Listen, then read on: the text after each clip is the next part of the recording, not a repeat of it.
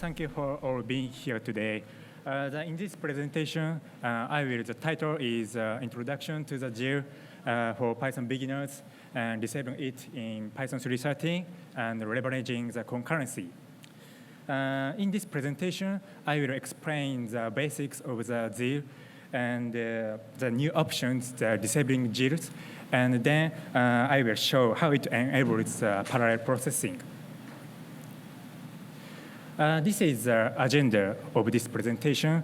First, I will explain the basics. I will start with a brief glossary of key terms, and then I will explain the impact of the GIL on the program. And then I will show the methods to overcome the GIL constraints. And finally, I will share some real-world use cases for disabling GIL. This presentation is mainly targeted for Python beginner, especially who had never used disabling GIL. The goal is to understanding the relationships between multithreading and multiprocessing and disabling GIL, and also to understand the use cases of disabling GIL. And my hope is everyone here want to become the disabling GIL. And after listening to the presentation, everyone here want to use disabling GIL. Let me take a moment to introduce myself. My name is Saito, and I live in Japan, Tokyo. And I'm working as a technical specialist for Azure, and I sometimes developing some POC applications in Python. And I also hold a master's degree of engineering from Japanese university, and my research focused on the bioinformatics, and especially I developed a machine learning model in Python. Through these experiences, I cultivated my interest into the Python. Nice to meet you. And first, I will talk about a brief historical background on Python performance optimization. Python 3.13 is a new version of Python, which is released last October. Prior to Python 3.13, the main approach to optimize the performance is to using the multithreading and multiprocessing. And however, multithreading is subject to locking the constraints. So it is difficult to fully optimize the programming. However, from Python 3.13, the new approach has been added. The new approach is disabling GIL. The new approach allows true parallelism execution. By the way, I suppose knowing the steps for using the disabled GIL first will make it easier to understand how to use the disabled GIL and imagine the disabling GIL. So let me take a moment to explain how to use the disable at first. You can download the disabled GIL Python execution files from official site. When you download, don't forget to check the select binary checkbox. After downloading, you can download mainly two executable files. One file is a normal file, like python.exe file. And second one is executable, disabled GIL executable files like Python 3.13 t.exe file.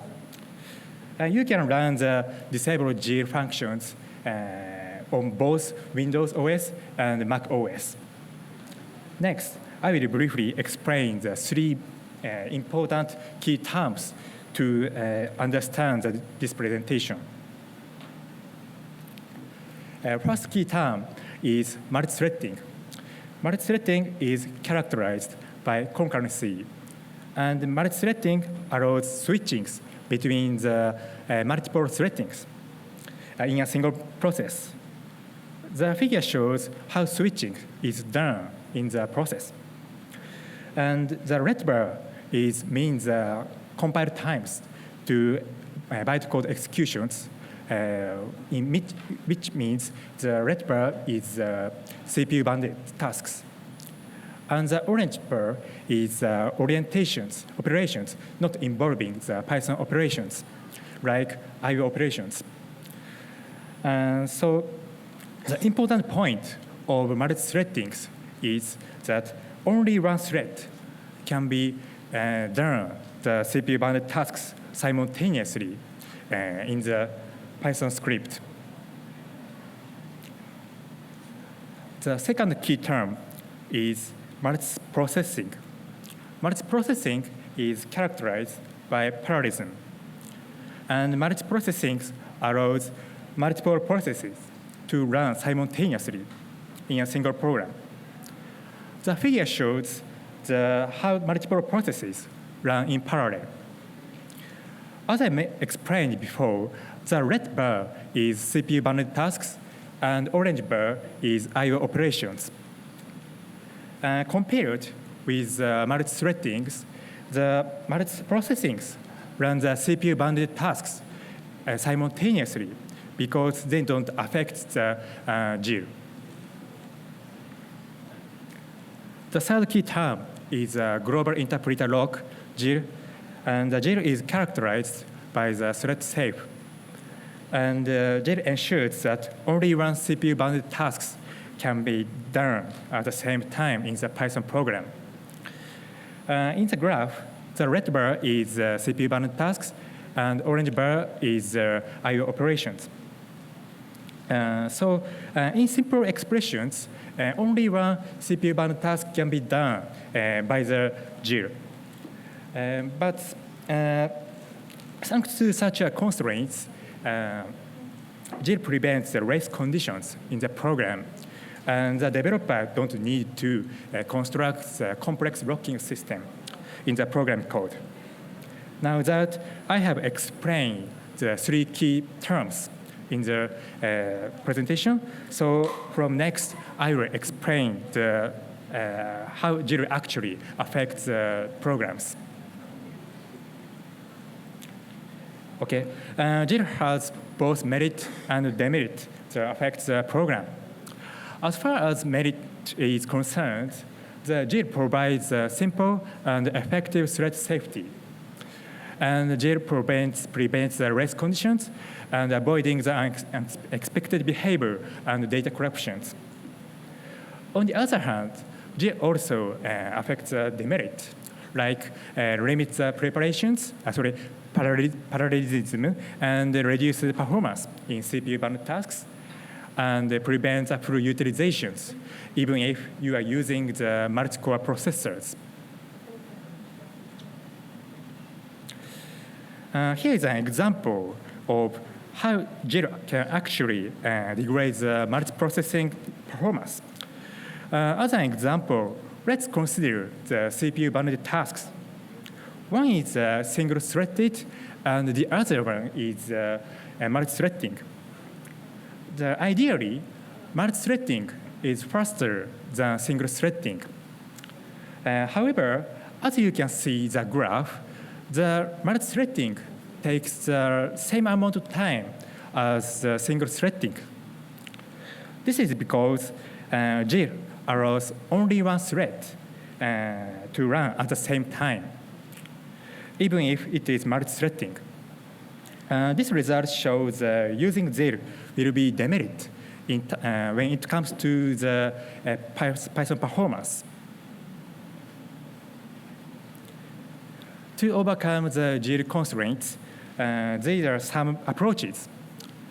Multiprocessing and asynchronous processing and third-party libraries are the main approaches which have been used in the past.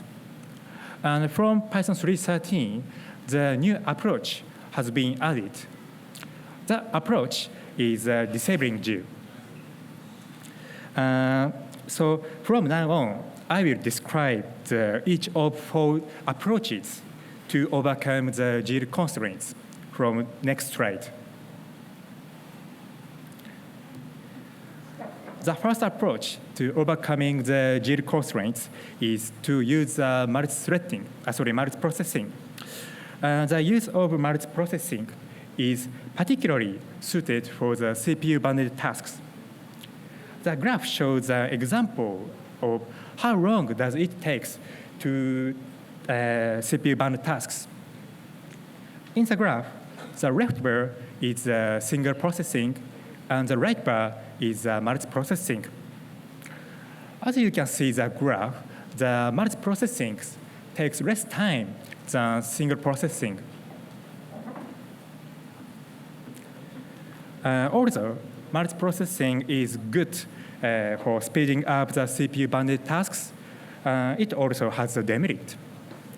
That is, memory usage are high, and intercommunication cost is also expensive.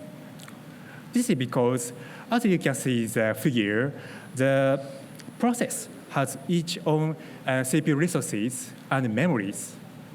So the demerit has emerged. On the other hand, the multi-threading can share the same memory and CPU resources.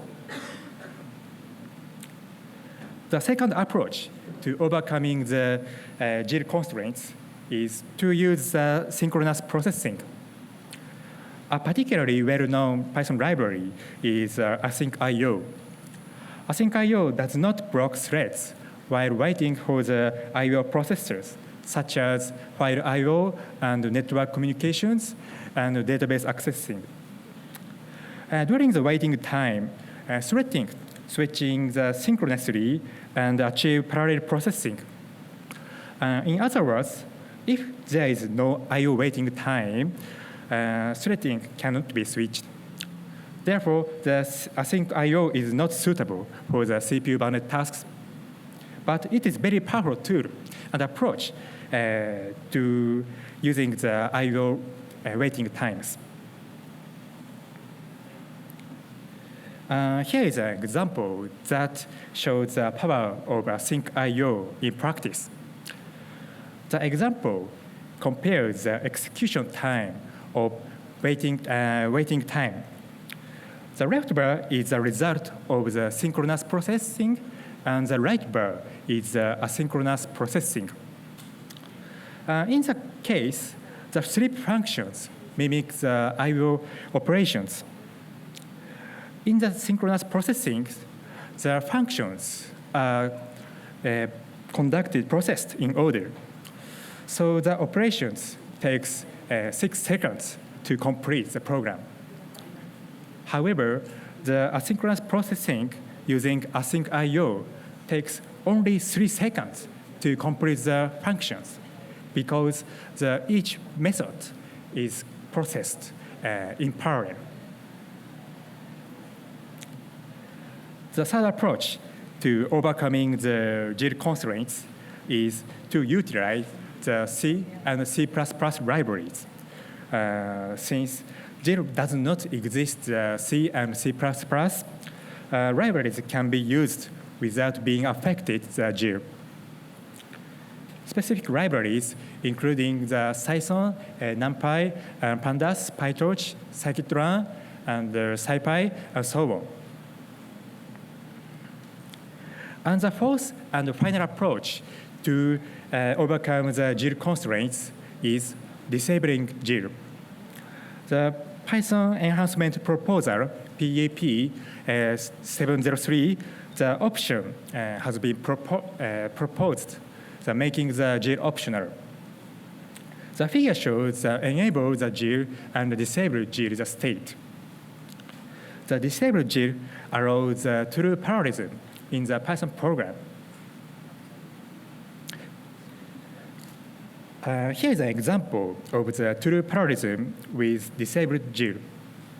The graph compares the execution time for CPU-bounded tasks. The left bar is enabled GIL, and the right bar is disabled GIL.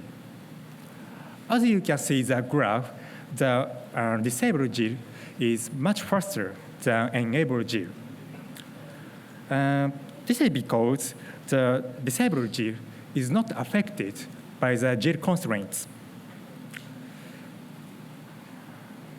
Thus, disabling GIL can improve the performance.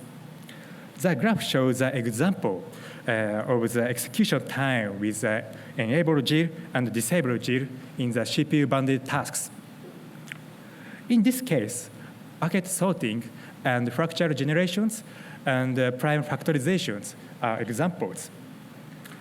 As you can see the graph, the disabled GIL is faster to execute the CPU-bounded tasks than enabled GILs.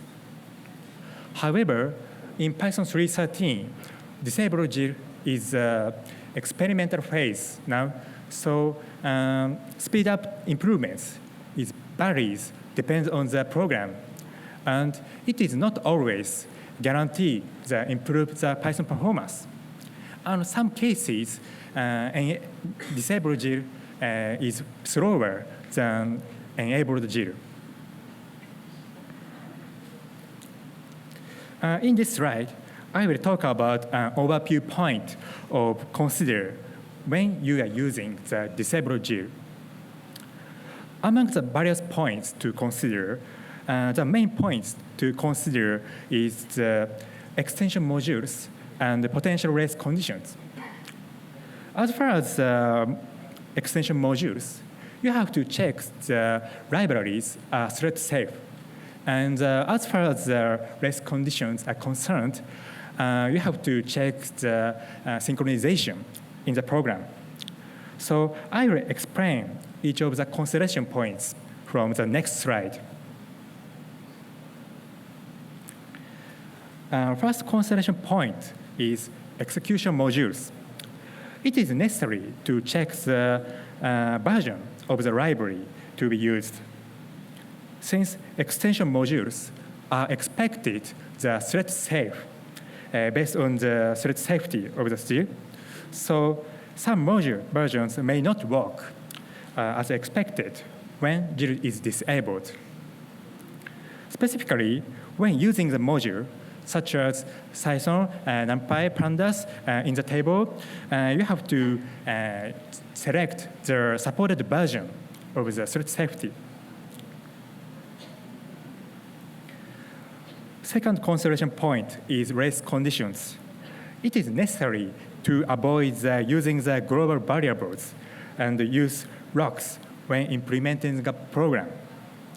Since disabled GIL might not manipulated by the other threads, so there is one example to show the race conditions. The program is a count number, and there is 5 threads, and each thread counts the number by 10,000. And when you run the program with the enabled GIL, the result would be the 50,000. This is because each 5 threads increments the number by 10,000. And on the other hand, if you run the program with the disabled GIL, the result will not be 50,000. This is a consideration point of the race condition. So far, I have explained that disabling GIL has the potential to speeding up the program, but there are several points to consider.